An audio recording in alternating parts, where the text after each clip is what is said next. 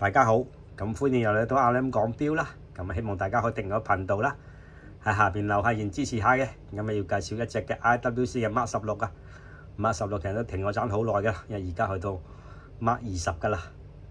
咁呢個錶其實佢有出過黑面啦，又出過呢個就銀白面啊，不過呢個面就其實都靚好多嘅。因為黑面啲錶大家可能太多啦，咁買咗呢隻銀白色面都唔錯。不過呢個叫做雙色面啦，你見就鴛鴦色咁樣啦，銀白銀灰咁樣交替嘅，亦都一個設計得幾好嘅手錶，39mm 錶徑啊，亦都唔會特別大隻啦。一個就立體嘅時錶，一齊就11，用咗阿拉伯數目字啊，啲字又立體嘅，銀色邊啊，入邊就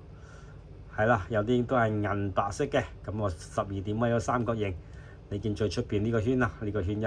啲就銀白色比較深少少啦，呢個分鐘嘅刻度啦，一個細嘅圈啦，好似呢個第一層啦，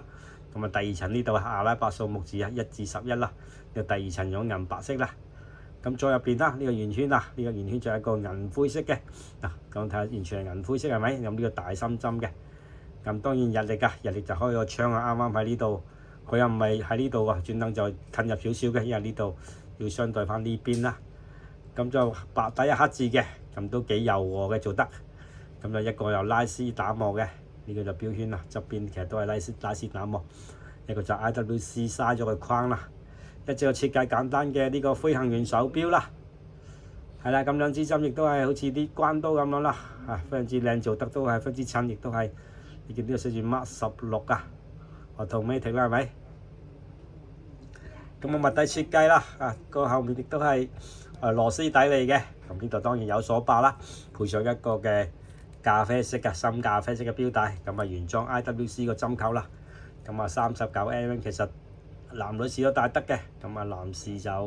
絕對唔會太大隻啦，咁上手俾大家睇睇先，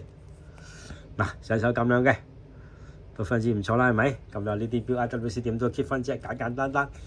又冇嗰啲拋落計時咁累贅咁厚啦，因為佢都係都唔係特別厚啦，所以都非常之 OK 嘅，我自己都有收藏嘅。咁呢個錶就16000蚊啦，咁中意朋友 WhatsApp 我 Lam，多謝各位。